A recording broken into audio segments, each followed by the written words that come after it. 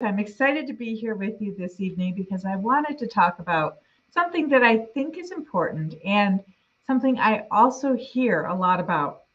My name's April Callis-Birchmeier. I'm a certified change management professional and I'm a project management professional as well. And I'd like to talk tonight about what to do when change is hard.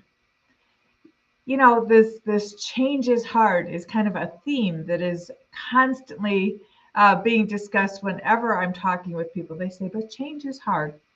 And I recognize that change is hard for a lot of reasons.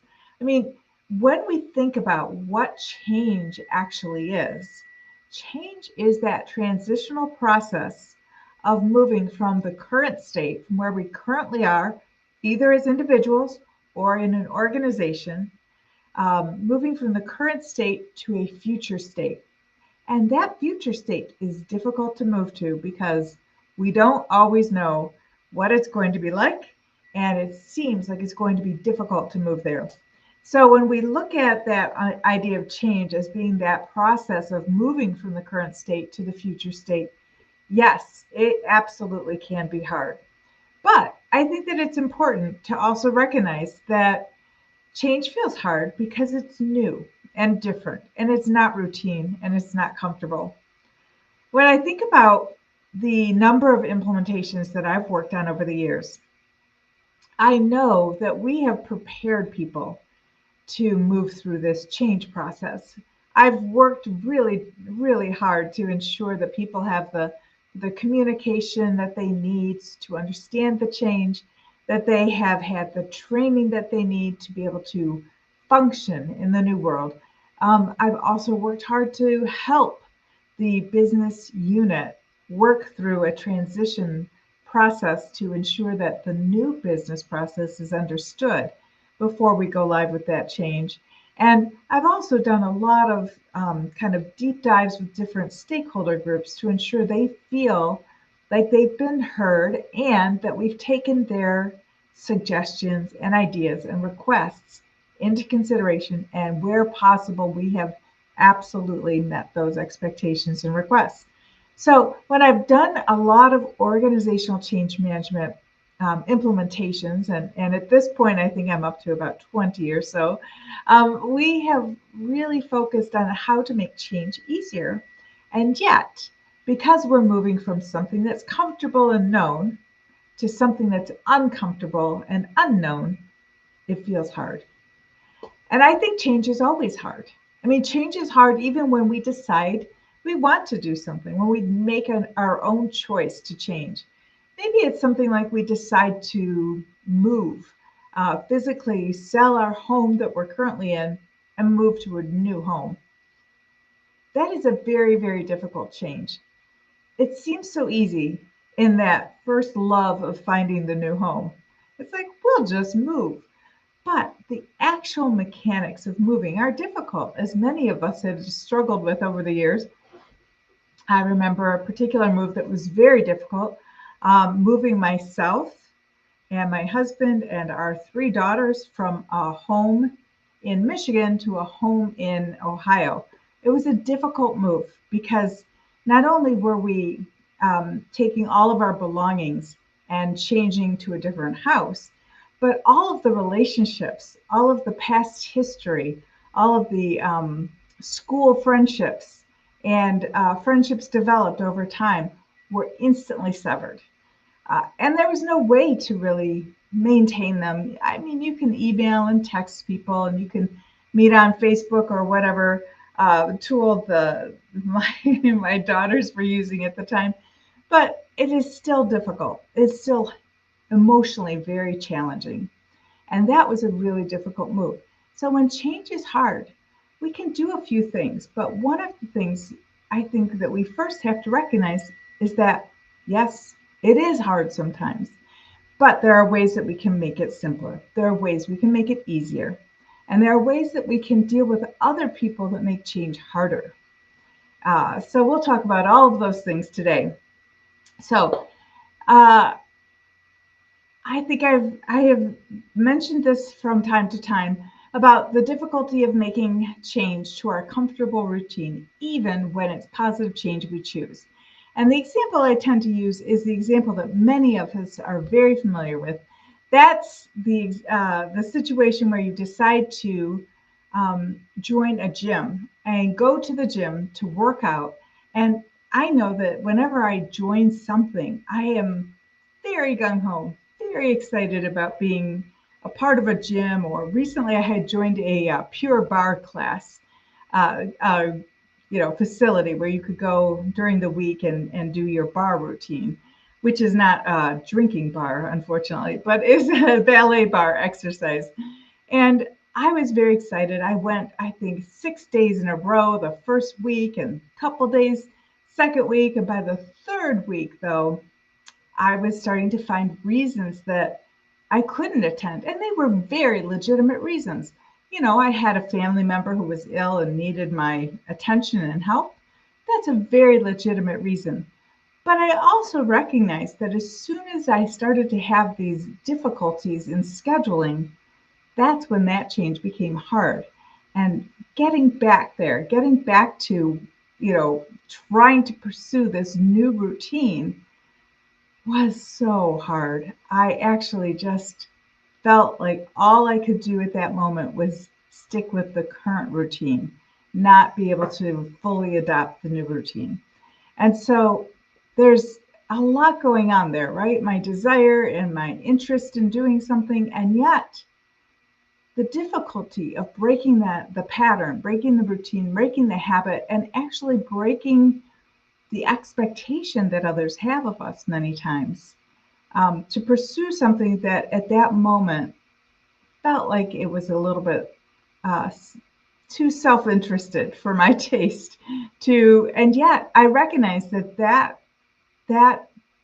pursuit of exercise and activity, though I label it self-interested, there's actually a really important community benefit to having exercise and activity, because we feel so much better and we're in better condition and we can serve others in a more complete way that way.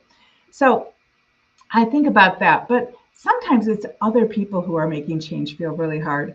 And in my book, Ready, Set, Change, I talk about resistors and resistance avatars, the types of resistance I see when we're leading change. And sometimes people are very resistant for a number of different reasons. I mean, there are people who are very resistant because they feel like things are going too quickly and too fast, and they can't hear enough about it quickly enough. They need more detail. They need to know what's happening. And this kind of an avatar I call the detailer or derailer, because they can absolutely derail the schedule of change. They can make change really hard when they keep asking for details that may or may not be available yet, but their request is holding up the other pieces of the process of change that need to happen.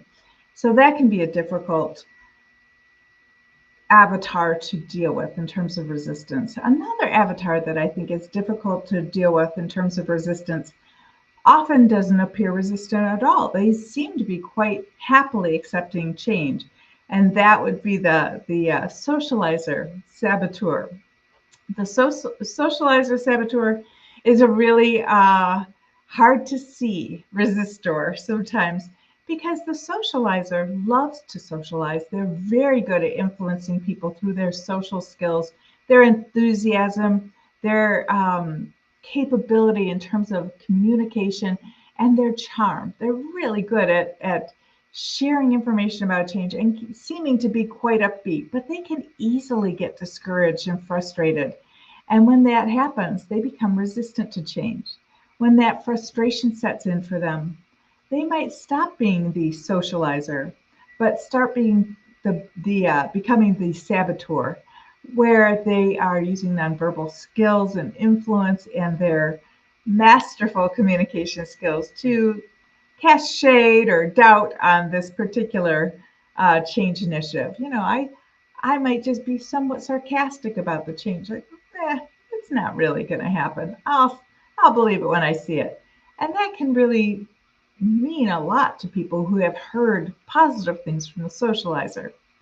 Another difficult resistance response resistance response to deal with is uh, the understander who likes to understand what's going on, really wants to be kind of hands-on and recognize like all the pieces. And they can sometimes get really frustrated because they like stability and they love to have things the same way all the time. Many times, these are the folks in our organizations who say, I've been here 30 years and I've known all the history of this, right? They very much value that steady, consistent stability in an organization, which means they do not like change. And they'll come right out and say, I don't like change. I don't like this. I don't want to do this.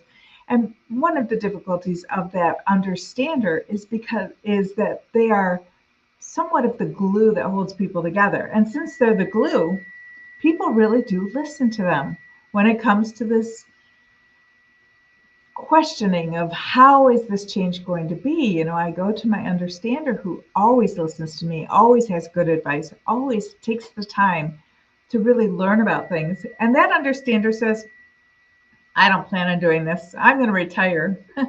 Or they might say, I don't plan on doing this. I'd rather switch jobs. I'd rather just, go pursue something else. The understander can undermine very easily because they are so trusted and they are so stable, and people look to them for their take and understanding of this change. And then the fourth resistor, the kind of, I would say, maybe the most dominant type of resistor, is the commander or the fighter. So the commander is that person in an organization who is very, very positively speaking about the change. They may be the leader, they could be the sponsor, they could be the CEO of the organization, and they are in charge and in control. They are commanding in their presence, in their communication. They make decisions quickly, they think quickly, they are very, very focused on getting things done. And they're kind of a challenging personality as well. They don't take excuses, they just want to get it done, want to move it forward. But this commander can easily turn into a fighter. And when the commander turns into a fighter, it is game over sometimes, because the commander who starts to fight against the team, fight against the change, is usually fighting because they have somehow been left out of a communication or feel like they aren't backed up, like we don't have their back, the team, or we as an organization are not supporting them, or they have been left kind of high and dry with no support behind them for whatever reason. Maybe they didn't weren't briefed about something, maybe somebody knew something before they did, and that commander takes that very personally. It's an ego hit, and it threatens their authority, and they will absolutely start to fight against the change in that position.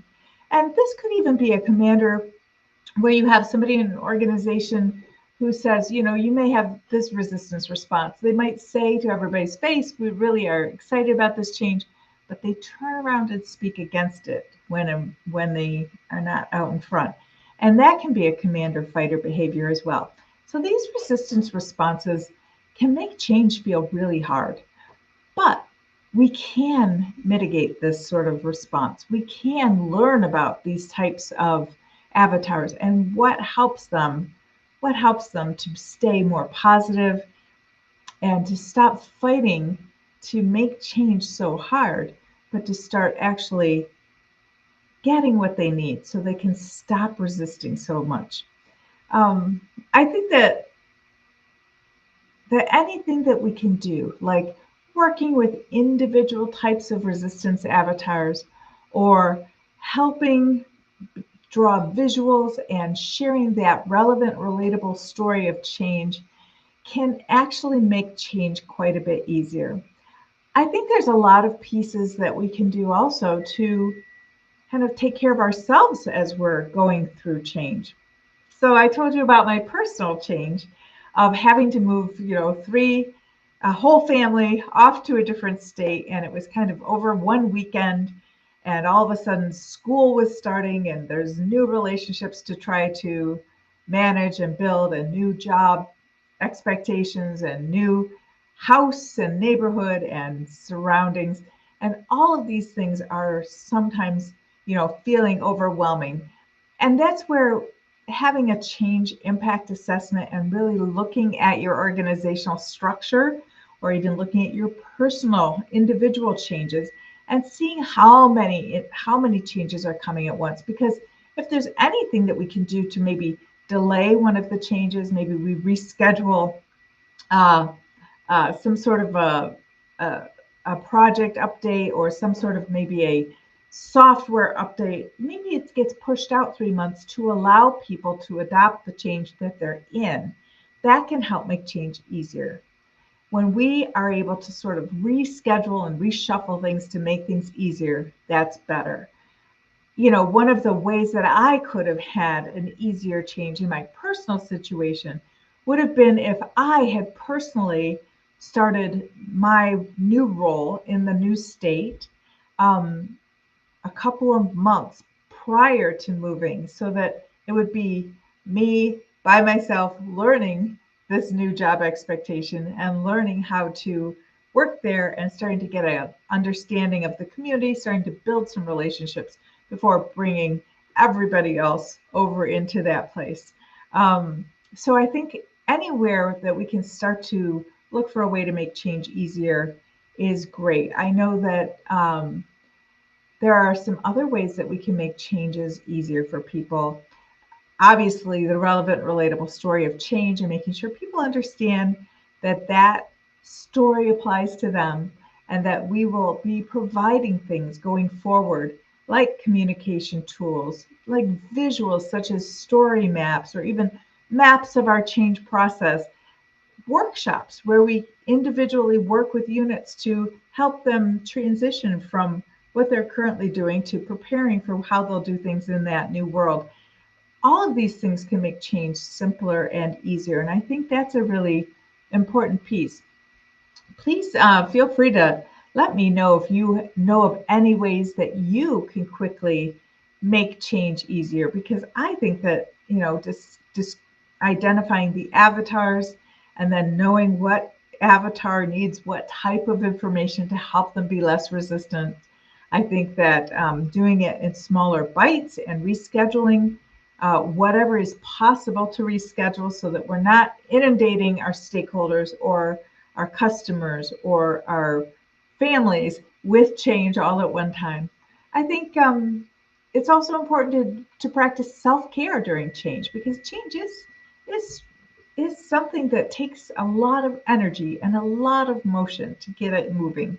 And so there are many, many things that we can do for ourselves. I mean, I actually feel like exercise is a large component to keeping ourselves um, motivated and in good condition, and practicing self-care so that we have the energy to meet the change. Sometimes it feels like when we're in change, exercise is the last thing we want to do because we're tired. But exercise actually gives us energy and helps us to manage that energy. I also think that finding some practices that work for you. Some people have meditation apps on their phones, and it's great to just see if you can take a 20-minute break and listen to a meditation. I know that when I get stressed, I love to soak. I love to soak in a hot tub. I love to soak in a bathtub. It doesn't even matter to me. I just want to be in water. That is something that I really enjoy. And I didn't even know I enjoyed it until I had this very stressful time in my life. And I suddenly discovered I loved going in the bathtub every single evening. And then I decided I had to have a hot tub so I could go day and night and not have to be, I could share my enjoyment of soaking in warm water. And it was a great stress relief. Many times people adopt some behaviors that might feel like they're alleviating stress, maybe having a glass of wine every night, or a couple of glasses of wine, or a cocktail every night. And yet those can sometimes backfire because they're pulling energy away from us instead of replenishing our energy. I think sometimes it's really important to understand that our change participants, the folks who are in our organizations who are being subjected to changes that they can't control, and yet they must adopt these changes. I think it's important to encourage them to practice self-care and to demonstrate good self-care by even offering, employee resource groups, ERGs, um, providing some sort of change network where people can communicate. I think it's really, we can have meditation groups or even just having groups of different types of resistors and facilitate a session where we're trying to generate ideas for how we can make change easier. I was having a conversation this morning with a group, and this group is working on trying to build some team care practices in their healthcare organization. And part of the problem for many healthcare organizations is that there are so many changes happening all the time that it's difficult to focus enough on one to get some leverage. And yet I have been working with a number of healthcare groups who I have seen do almost the impossible, which is to get that needle to move, get that metric moving, to really implement change. And one of the keys is to focus on one specific change at a time instead of all of the changes. It's kind of that difference between being a sheep herder, right? Where you have all of these sheep in front of you and you're kind of moving some along. They're all going kind of slowly, right? We're herding the sheep as we're working together. The sheep don't represent anybody, just the projects that we're moving along all the time. Maybe we have 15 projects on our plate and somebody says they're all equally important. We're going to do this sort of give everybody a little bit of attention. There's another way that we can do things also. We can say, this is the one project we're all going to give our attention for a period of time. And we set that period of time, and then we all focus on moving that project forward. These other projects are just going to kind of hang out there. We're going to push hard on that one. Many times we can get progress that way, and we can help people start to adopt some of these important changes, these important change efforts that are hard, and they feel hard, but they're doable because we're all focusing on one at a time. So I've been talking with these different groups about how do we align the work? How do we align the process that we're going to use? Are we going to do a little bit for everyone all the time?